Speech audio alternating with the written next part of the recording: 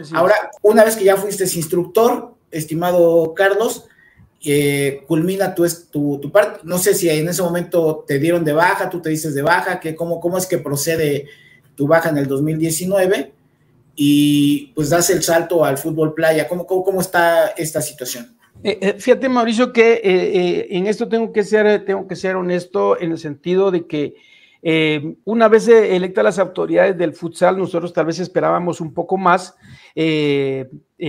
cuando se nos dice, bueno, pues hay gente de futsal, porque la gente que está en la federación es gente de futsal, gente que ha tenido su recorrido previo en el futsal. Pensamos que muchas cosas iban a mejorar. Sin embargo, se dan por ahí una serie de problemitas a nivel personal, que aunque después se quiso hacer saber que no era nada personal, que no sé qué, yo sé que sí lo hubo, sí hubo algo personal ahí, y entonces tengo que ser honesto, como te digo, no voy a venir a decir, no, yo me retiré, no, a mí me dieron de baja por esa situación, me dieron de baja, y te digo, yo feliz porque ahora pues me dedico más a mi familia, los fines de semana estoy con mis hijos, con mi esposa y estoy tranquilo, ¿ya? No te digo, no voy a volver al arbitraje, porque de repente te das cuenta, tengo mi página, hablo de futsal, hablo de árbitros, etcétera, pero, y como lo vuelvo a subrayar, yo donde esté, si me toca en un graderío, si me toca en un vestuario, si me toca en una banca, porque no sé, el día de mañana me dice, mire, no quiere formar parte del cuerpo técnico de un equipo, y si yo califico, pues lo voy a hacer, pues, ¿ya? Pero lo voy a disfrutar desde cualquier perspectiva en la que esté. Se da mi retiro y lo que te puedo decir es de que lo de fútbol playa, a nivel de CONCACAF fue durante muchos años. A nivel de FIFA, me parece que fueron 2 o 3 años, porque yo era al mismo tiempo instructor FIFA de futsal y de fútbol playa. Entonces dábamos capacitaciones de ambos, porque recibíamos también capacitaciones en ambos. Por ejemplo, en uno de esos, una de las primeras capacitaciones, tal vez de las más importantes, fue cuando fue el Mundial de Fútbol Playa en Ravenna, en donde nos invitaron a los instructores, que estábamos instructores FIFA, y nos dieron una capacitación muy, muy importante. Entonces, te puedo decir que no se dio primero el futsal y después el fútbol playa, sino que cuando me dan de baja, a mí yo me retiro prácticamente de las dos cosas. Tanto de futsal como de fútbol playa. Y si ahora de repente tú por ahí ves en mi página o algo de fútbol playa, es porque tengo a mis dos hijos que están involucrados en equipos de fútbol playa. Pero ya en el aspecto arbitral, no, ahora ya voy como un aficionado más del fútbol playa. Perfecto. Sí, así es. Oye, y hay otra faceta tuya que también hay que darla a conocer, que es pues escritor de tus propios libros autobiográficos. Platícanos de esos dos libros, de qué van los libros.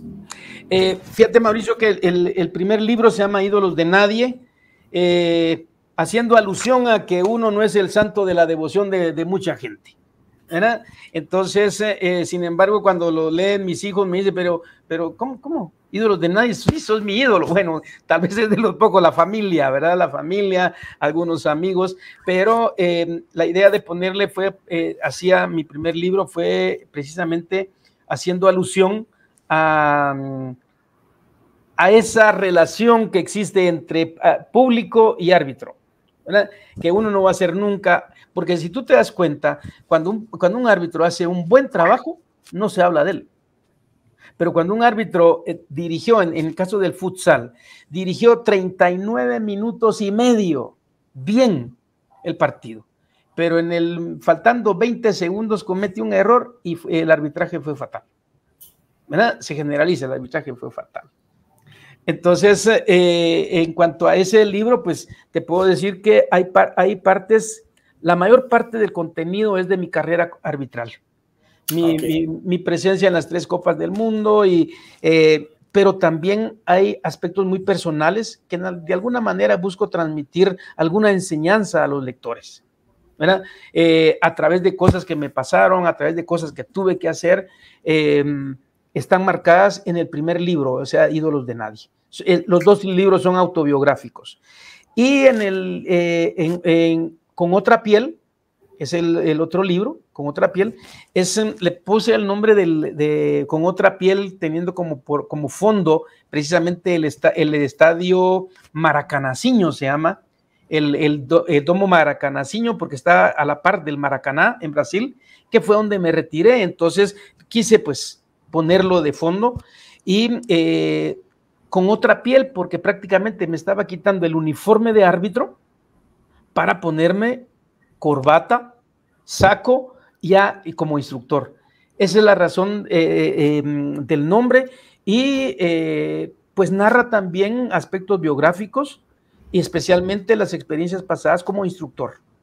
Okay. Como instructor y mi retiro, porque todavía alcancé a abarcar parte de mi retiro, y alcancé a abarcar parte todavía de esas charlas virtuales, porque en eso se vino la pandemia.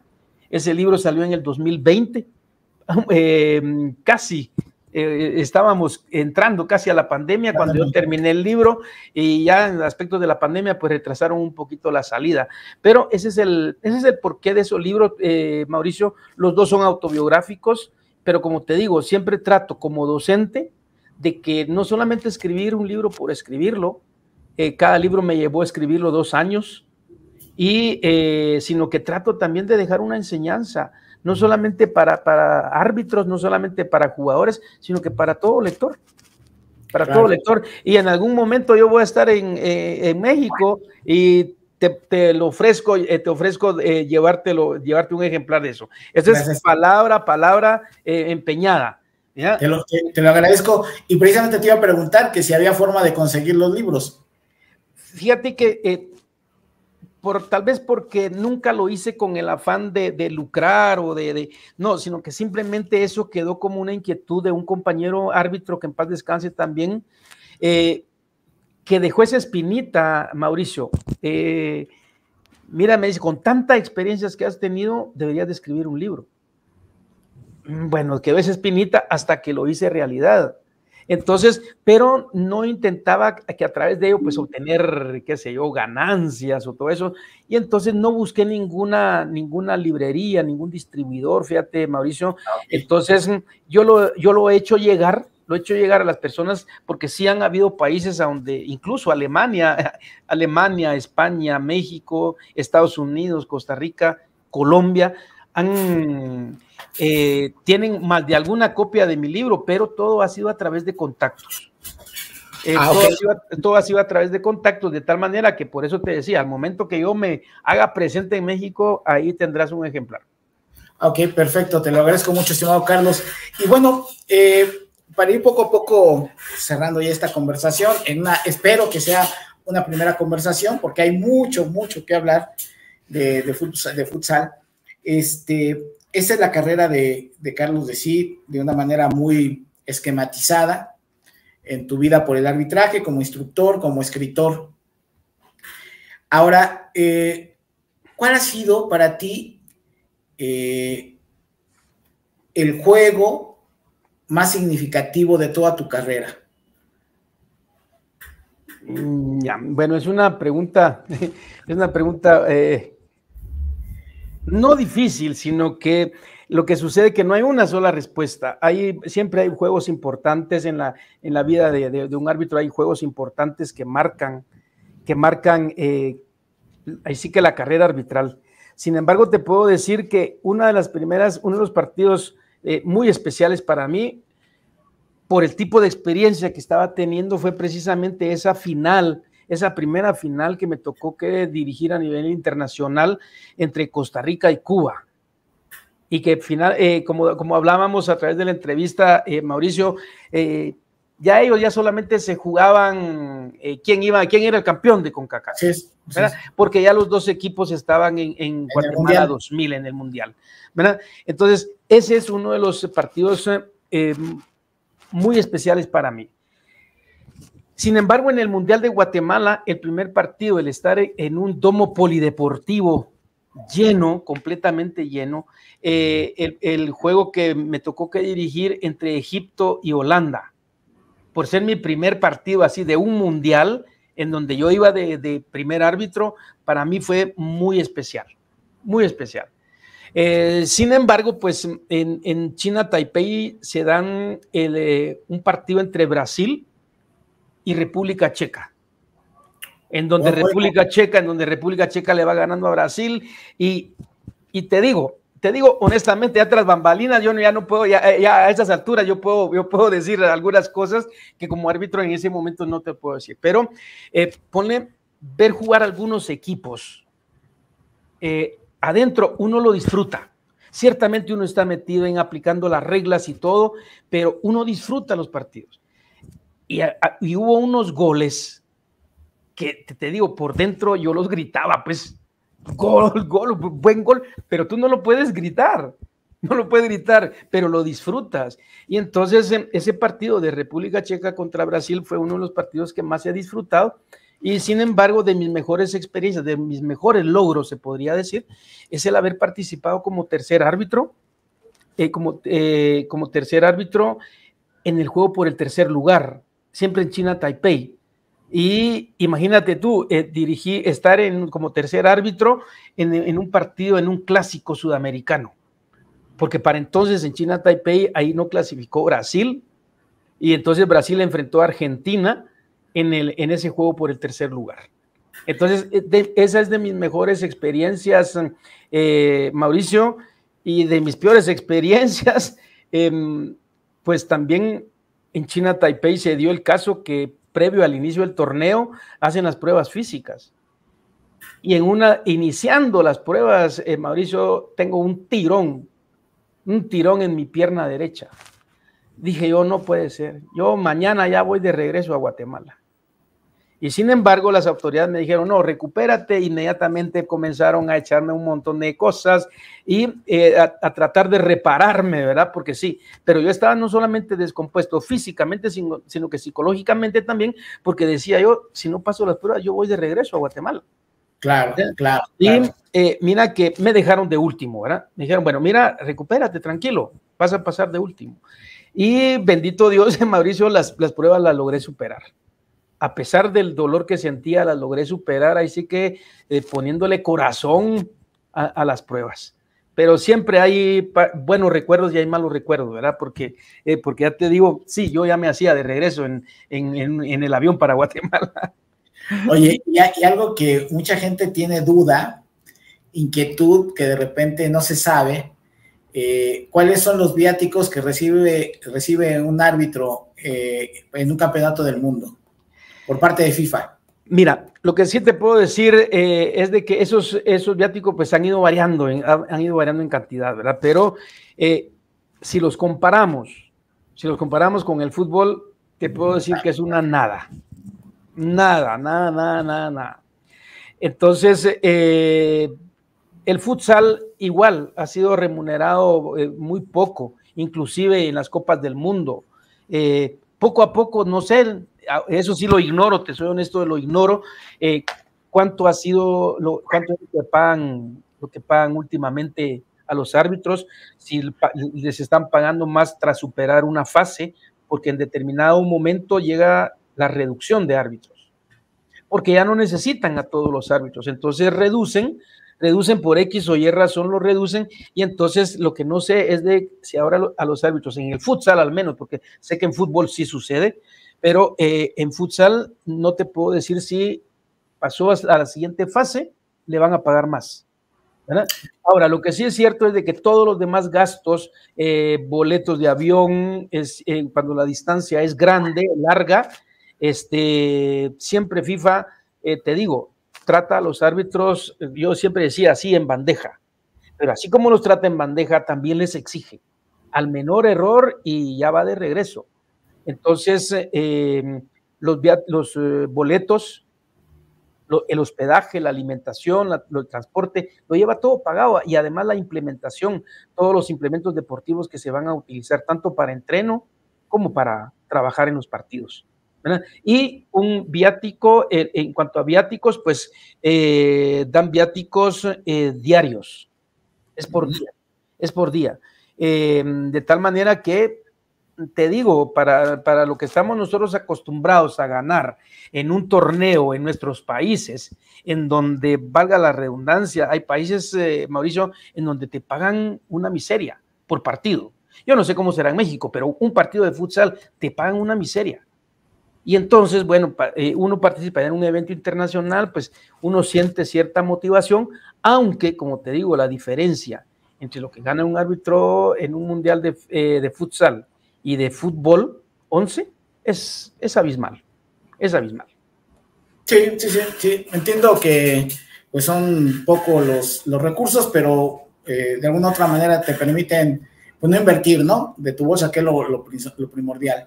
Que estás en un país carísimo, por ejemplo, en Europa, y que pues, te alcance para pues, consumir lo mínimo indispensable, ¿no? Digo, si hablas de que un agua te vale 80, 100, bueno, en este caso estaríamos hablando de 4 o 5 dólares, pues que tengas el recurso suficiente para gastar en tu agua, en algunos otros implementos que requieres por allá, ¿no? Que eso es lo más importante, porque si, a ver, aquí en México, hasta donde yo sé actualmente, un arbitraje de árbitro y anotador, cronometrista, más o menos se está pagando unos 16 dólares más o menos. 16 dólares más o menos. 16, 20 dólares. Allí en Guatemala, ¿cuánto están en este momento? Mira, acá en Guatemala ahorita más o menos, a como está el cambio, están ganando más o menos entre 30 a 32 dólares. Más o menos, más o menos. Están pagando mucho mejor. Sí, pero bueno. Sin embargo, yo sé de algunos países que te están pagando una miseria. Menos que en México. Sí, claro. Sí.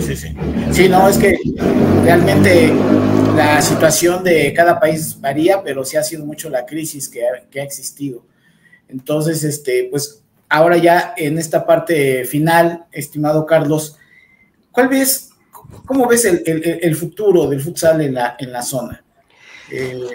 Porque habría que variar, digo, de lo que es la parte de Sudamérica hacia abajo, Colombia, bien, ¿no? Uruguay, Argentina, Brasil, Bolivia, todos estos países han desarrollado en buena medida el futsal. Venezuela, o sea, prácticamente los 8 o 10 países son 10 países de Sudamérica, prácticamente todos tienen más o menos buen nivel de futsal. ¿Tú cómo ves la zona de CONCACAF? Sí, Mauricio, mira, si tú ves, por ejemplo, el área de CONMEBOL, ¿qué torneos tiene CONMEBOL de futsal? Tiene Copa Libertadores, tiene Copa América, tiene eliminatorias, tiene torneos continuos, ¿me entiendes? Y entonces todo eso viene a marcar la diferencia, porque ¿qué torneos internacionales tenemos nosotros en el área de CONCACAF? Resulta que tenemos programado un torneo sub-20 y se suspende. Por lo que ya hemos hablado, ¿verdad? Por lo que ya hemos hablado. Federaciones que pudieron haber dado simplemente el aval y no lo quisieron dar por X o Y razón, ¿verdad? Países que se comprometieron, y tengo que decirlo, el caso de Nicaragua, el caso de Costa Rica, el caso de Guatemala, que se comprometieron y estaban ahí, pero que se vinieron preparando, Mauricio, porque sí. Nicaragua fue a jugar a Costa Rica, tuvo que gastar dinero, tuvo que gastar en viáticos, en hotel y todo.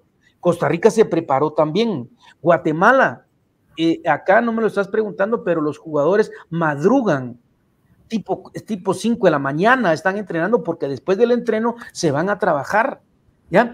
Entonces, los torneos no solamente son pocos, sino que cuando se programan, sucede lo que pasó ahora con el sub-20.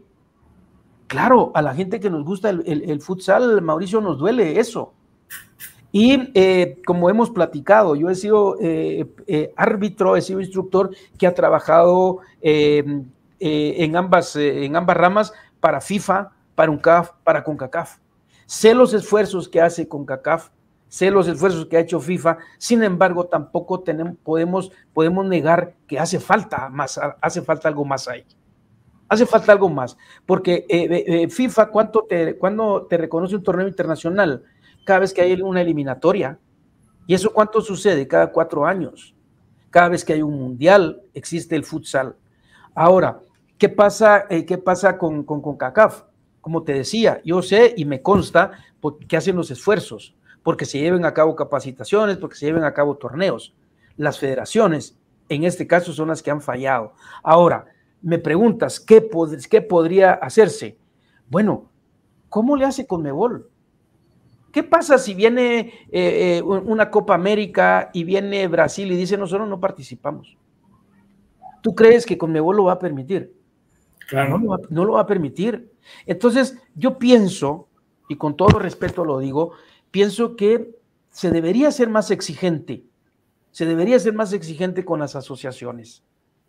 ¿Verdad? Hay un torneo. No es cuestión de que digan no participamos.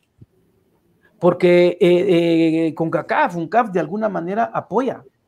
Económicamente apoya al país que organiza cierto evento. Pero cuando vengo yo y me entero de situaciones como las que pasan, que lo comentaba el licenciado Hurtado, nosotros solo queríamos el aval.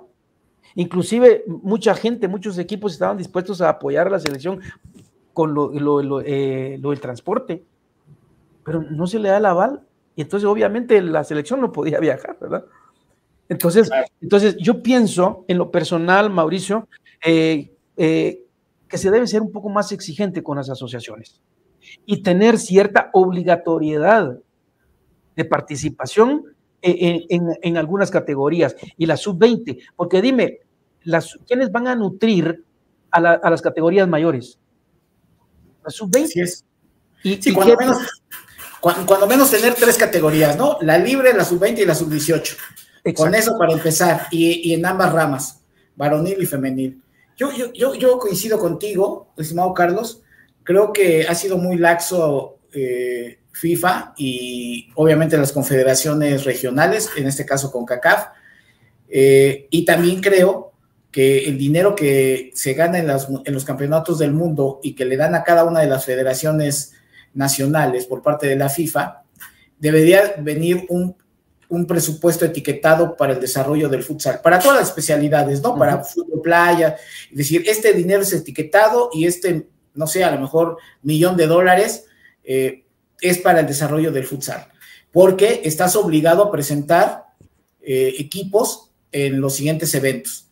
Eso es lo que creo que le falta a FIFA y obligar a las confederaciones regionales. Y las confederaciones locales, es decir, asumir ellos el presupuesto y comercializar ellos los campeonatos, estimado Carlos. Es decir, CONCACAF debería de organizar torneos en donde ellos comercialicen, vendan los derechos de transmisión, todo esto, y que ahí le paguen a las federaciones nacionales, pues todo, ¿no? Es decir, yo te pago todo el boletaje, ¿no?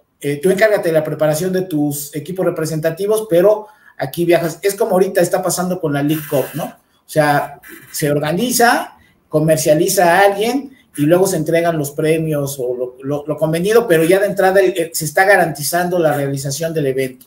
Yo creo que eso es lo que faltaría y obviamente diseminar, es decir, los 3 eventos de diferentes categorías en cada uno de los países que puedan ahí tenerlo. Estás hablando de albergar a lo mejor 8 o 10 selecciones, ¿no? En este momento, digo, con CONCACAF es mucho más, pero a lo que voy yo, realmente de las que van a venir a participar. Entonces, coincido contigo, ojalá en algún momento esta rigidez, ¿no? Para que se lleve a cabo, ojalá en algún momento se implemente. No sé si hay alguna otra idea al respecto, porque yo lo que veo es un futuro pues igual de tétrico para el futsal, si siguen las cosas igual, ¿no? Correcto, así es. Sí, Mauricio, fíjate que estaba pensando también, no solamente en que ponerse un poco más fuerte en el sentido de exigirles, porque como te decía, en Conmebol un equipo dice que no participa y ok, no participa, pero no vuelve a participar en ninguna categoría más, pues. Pero podríamos ser un poco más exigentes acá. Y el otro aspecto, que es el aspecto del que se aferran el argumento al cual se aferran las asociaciones, es el aspecto del marketing.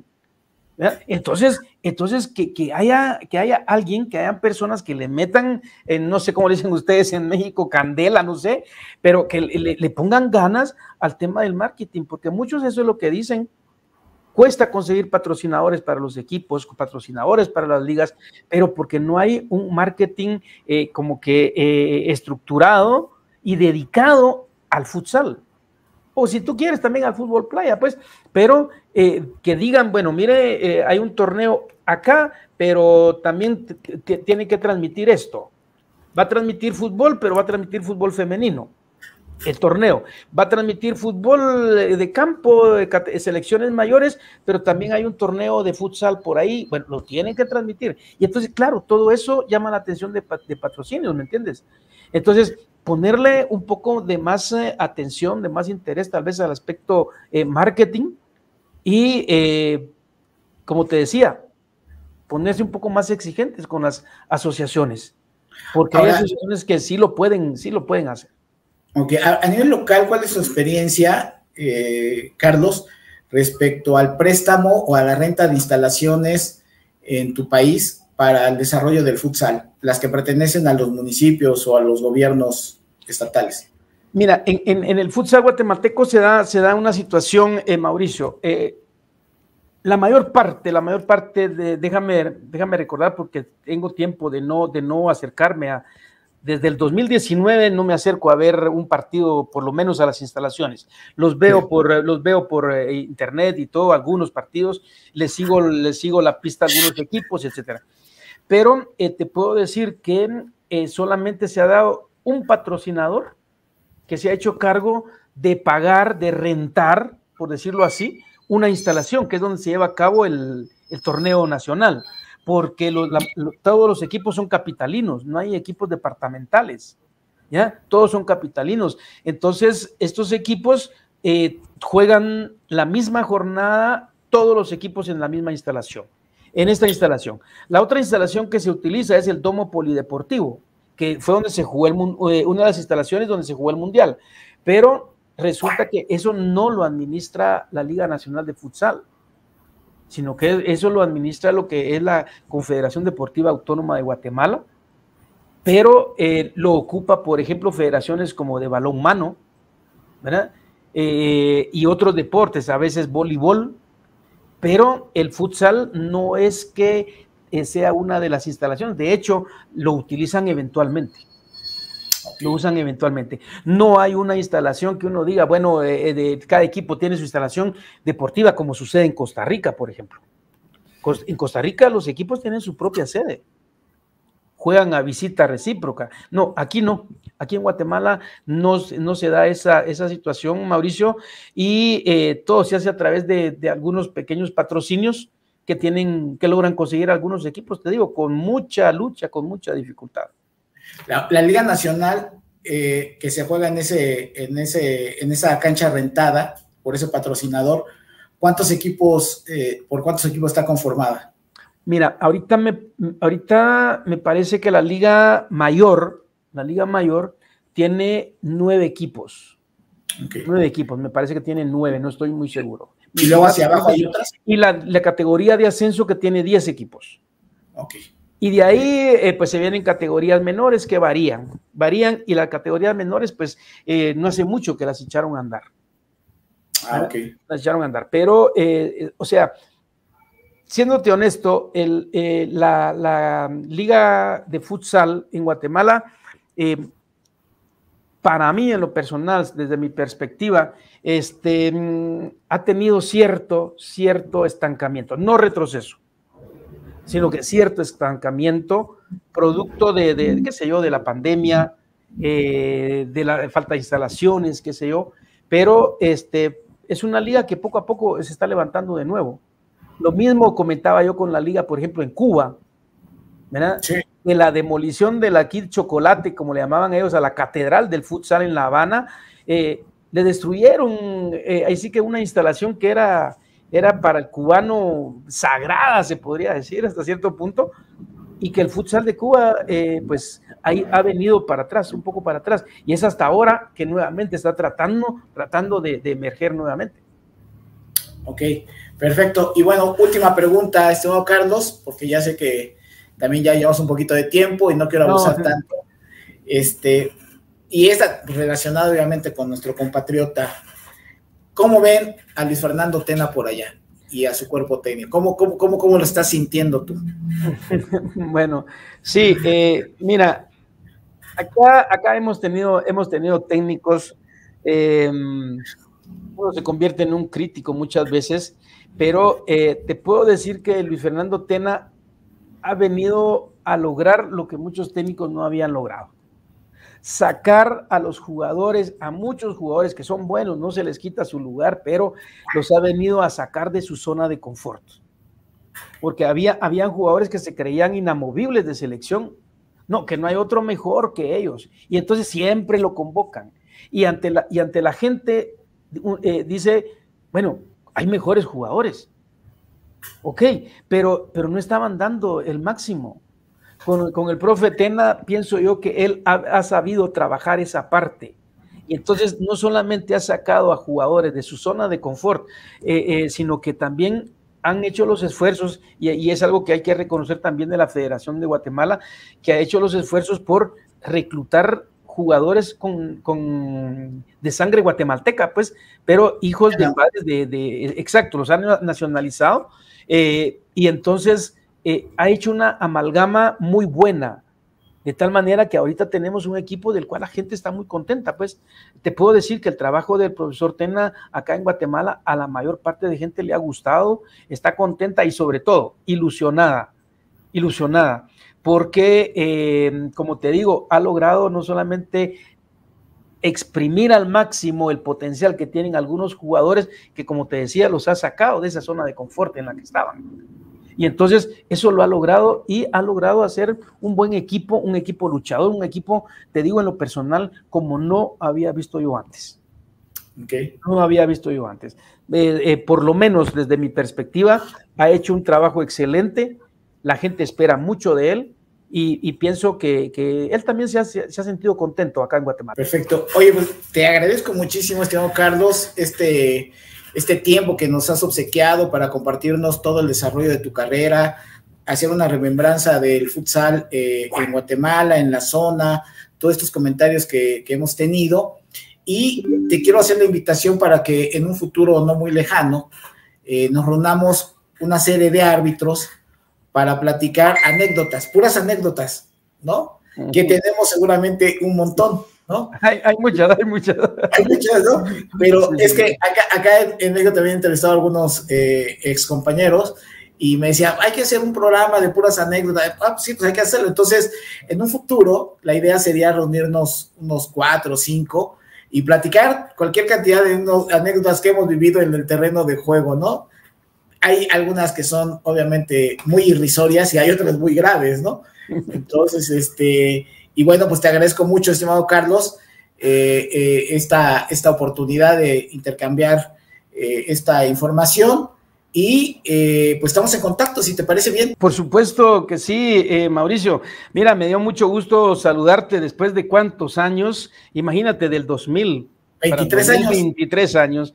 23 años, entonces me dio mucho gusto reencontrarme por este medio, aunque sea virtual, y tener esta conversación. Créeme, yo soy el agradecido contigo por ese tiempo. A la gente que se conectó, pues mis respetos, vuelvo a repetir, tengo muchos amigos en México, y a los cuales les tengo mucho aprecio.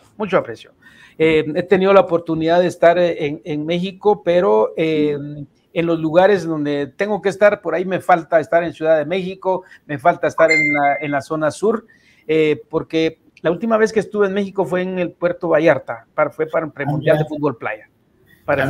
Premundial de Fútbol Playa, creo que fue en el 2017, 2019, por ahí, ¿verdad? Pero el agradecido, vuelvo a repetir, Mauricio, muy agradecido contigo, a la gente por su paciencia y bueno, pues con mucho gusto cuando tú quieras. Ahora ya sabes cómo comunicarte conmigo, tienes mi número de teléfono, tienes mi WhatsApp y ahora que es más fácil con lo de las redes sociales. Así que un fuerte abrazo a la distancia, Mauricio, y nuevamente muchas gracias por permitirme compartir esas vivencias con tu audiencia.